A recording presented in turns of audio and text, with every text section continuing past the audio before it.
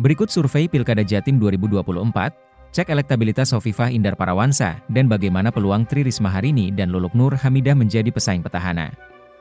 Dari hasil survei Pilkada Jatim 2024, elektabilitas Hovifah yang berstatus petahana cukup kuat sehingga Risma maupun Luluk masih harus terus mengejar. Meski begitu, tim pemenangan Risma di Pilkada Jatim 2024 masih optimis bisa mengejar bahkan menyalip Hovifah. Berikut 3 paslon di Pilkada Jatim 2024 lengkap dengan nomor urutnya. Nomor urut 1 Luluk Nur Hamidah Lukmanul Hakim. Nomor urut 2 Hovifah Indar Parawansa Emil Dardak. Nomor urut 3 Tri Risma Harini Zahrul Azhar Asumta Gus Hans. Tim pemenangan Risma Gus Hans merasa wajar jika elektabilitas paslon urut 3 saat ini masih tertinggal dari sejumlah hasil survei Pilkada Jatim 2024. Meski begitu, paslon yang diusung oleh PDIP dan Hanura itu dinilai punya kans menang yang besar. Mereka masih yakin salah satunya dengan program yang diusung yakni pendidikan gratis tingkat SMA sederajat. Semua dijamin oleh negara. Kenapa kami berani bicara seperti itu? Karena Bu Risma punya rekam jejak, kata Arioseno Bagaskoro, juru bicara tim pemenangan Risma Gus Hans, Jumat, 4 Oktober 2024.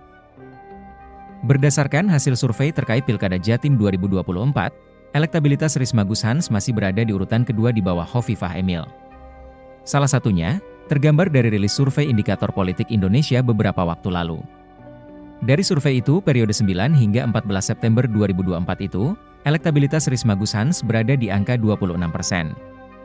Sementara Hovifah Emil memiliki elektabilitas 61,2%. Sedangkan di urutan ketiga ditempati Luluk Lukman dengan angka 2,2%.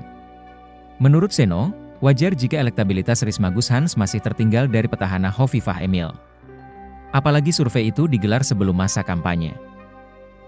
Bu Risma dan Gus Hans memang secara starting point kampanye atau sosialisasi atau komitmen untuk menjadi calon gubernur dan wakil gubernur, itu kan memang lebih dulu Bu Hovifah dibanding kami.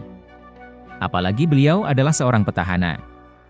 Bu Hovifah juga sudah maju pilgub berkali-kali, ungkap Seno. Saat ini, tim pemenangan Risma Gus Hans tengah berupaya untuk menaikkan popularitas paslon nomor urut 3 itu. Karena secara teori politik, popularitas menjadi awal sebelum elektabilitas atau tingkat keterpilihan. Maka pada saat masa kampanye ini, kami semua berkomitmen untuk meningkatkan itu, ucap Seno. Download Tribun X sekarang, menghadirkan lokal menjadi Indonesia.